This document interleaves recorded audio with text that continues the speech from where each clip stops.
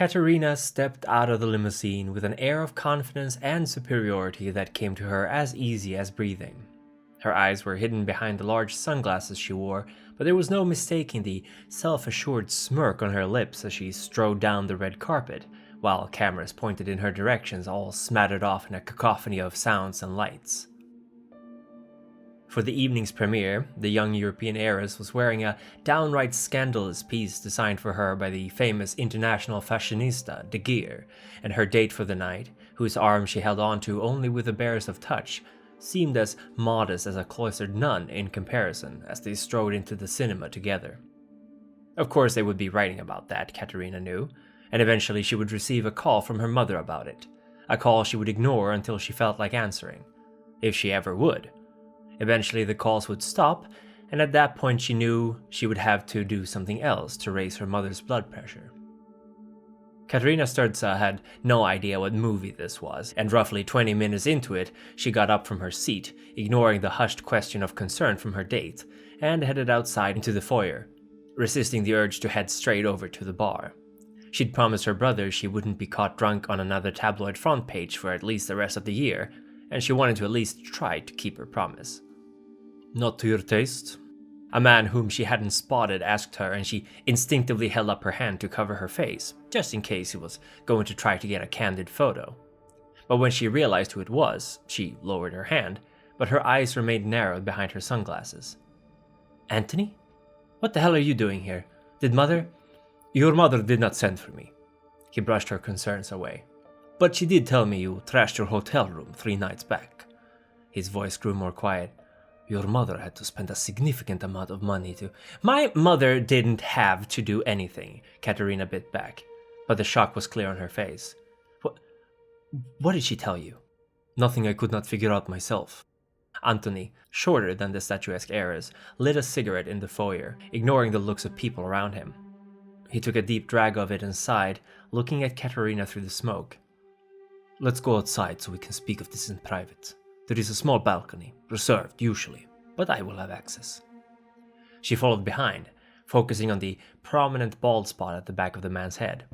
Anthony had been with her family for as long as she could remember, but last she saw him was still back in Romania. "Your mother did not send me," Anthony continued as he offered the door for her to the balcony outside, "but she knew I would come. Your Senji Poternik came out, and you need guidance." "Look, I don't care what Mother told you. Like I said, she did not send me. I sent myself." Anthony, who had always remained a humble and soft-spoken presence in her life, suddenly spoke to her quite frankly. "You changed that night, and it is only through sheer luck that no one died. I am here to make sure it does not happen again." Katerina felt the retort die on her lips as she remembered how she had woken up, clothes torn to shreds, the room in an even worse state. She stared at him. "Let me tell you the story of the Shadow Lords, Katerina." Anthony took another drag of his cigarette and looked out over the busy streets below. "And then you may ask questions." Anthony offered her a cigarette, and she took it gratefully, letting him light it for her. "Trust me with this, Surchele. Our people were created a long, long time ago in order to preserve balance. The details, for now, are not important. I will tell you later, or others will, but know that our kind, your kind and mine, exist to ensure that the world does not suffer imbalance. Things must be born, must live, and must die. There are many like us. Garou, we are called, and among us there are tribes, each tribe having its own idea of how to best ensure this balance. Our tribe, the Shadow Lords, received our name for our methods. We saw that humanity, the largest source of imbalance in the world, could not be controlled from afar, as we settled in the vast plains of Asia. Thus, instead, we decided to rule them from within, to intermingle with the humans and their nobility so that we could steer them clear of their worst indulgences. This was foolhardy, perhaps, as while we are both wolf and man— don't look at me like that, Surtsele, you know what you are. I suspect you knew, even before your change. But yes, as we are both wolf and man, we can become victims of their follies, and so we did.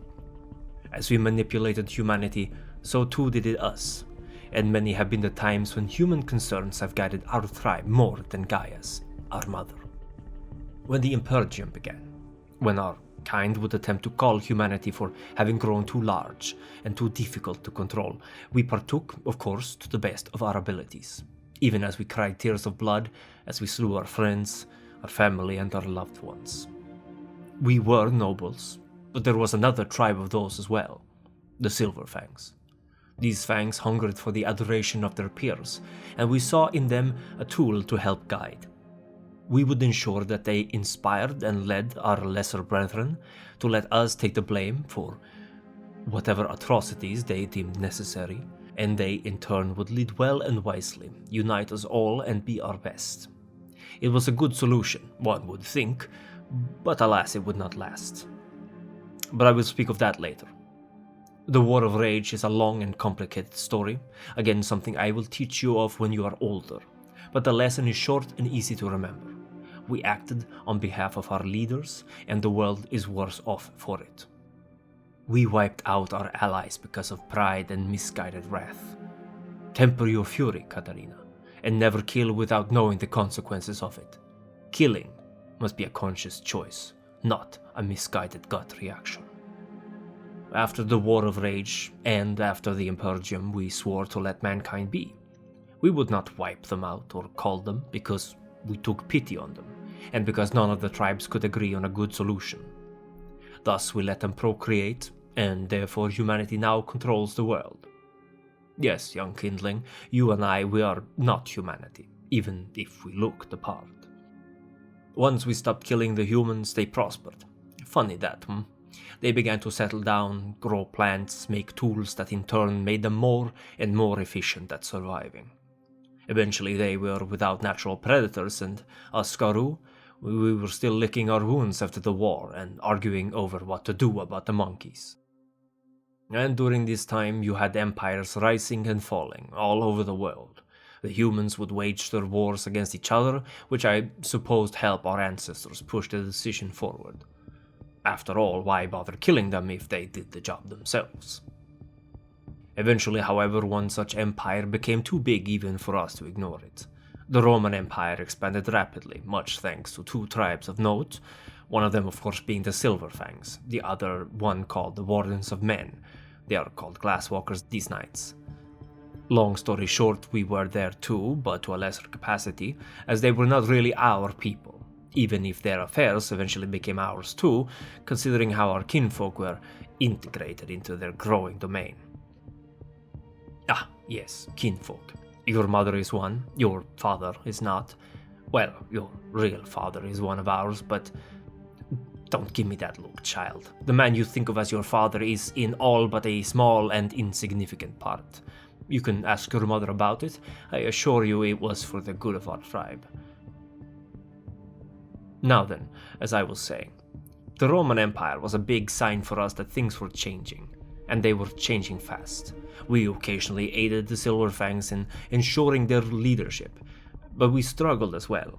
The eastern borders of Rome, our domain, was a hotbed of conflicts, invasions and uprisings, and it kept us busy. Eventually, however, we had to turn our weapons on the Empire as well, and it's a good thing we did. We managed to keep the humans in check, I've been told, and if we hadn't, who knows if we all would not be speaking Latin now. Christianity made its entrance here, and while we can laugh it off now, at the time, it changed everything. Yes, I know you've read the history books. I was there helping you with your homework, but the Christian Church was a threat to our kind in more ways than you might think. Human institutions were, and still are, generally leaders with hard powers. Kings and queens with armies and money enough to back them up, today politicians, but essentially the same thing.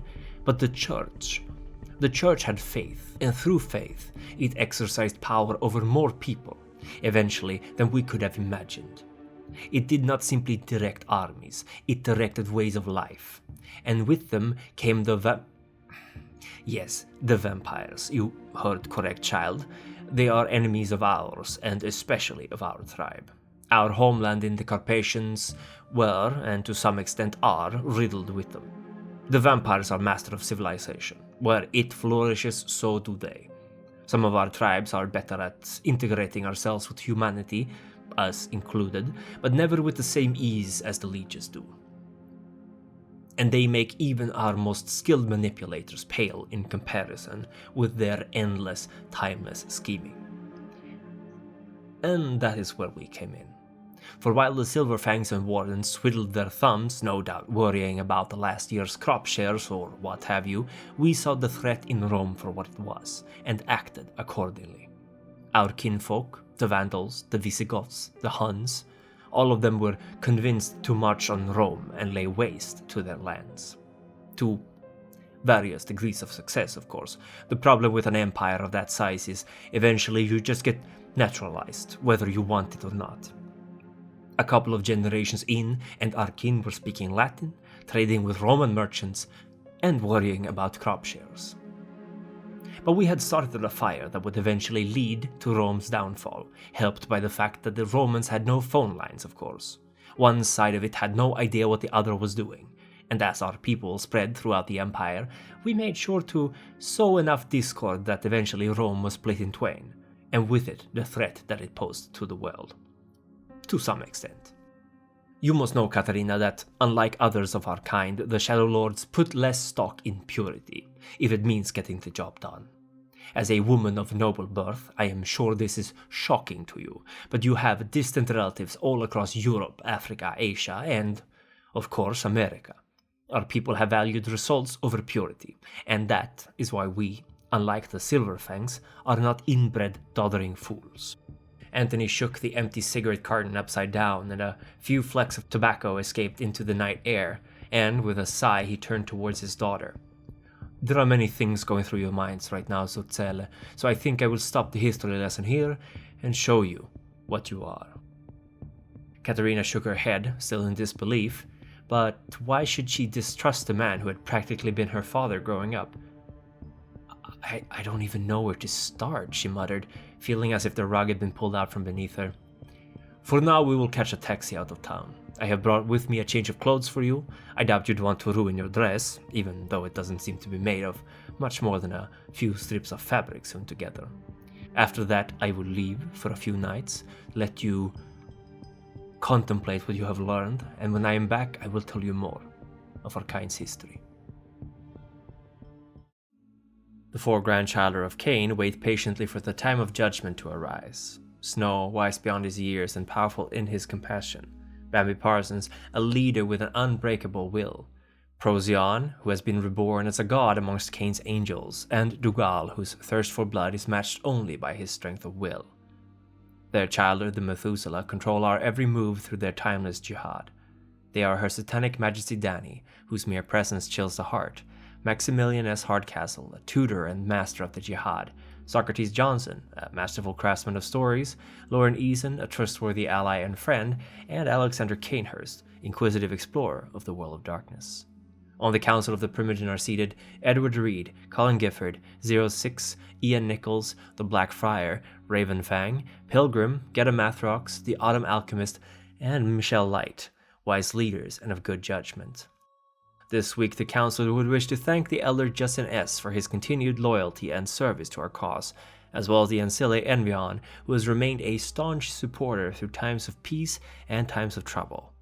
Naturally, all our elders, Ancile, and neonates receive our gratitude from the bottoms of our hearts, because without your support, this would all be for naught. And thank you for watching. The full moon rises, and the Gaia's warriors strike out into the night. Tremble, servants of the Weir.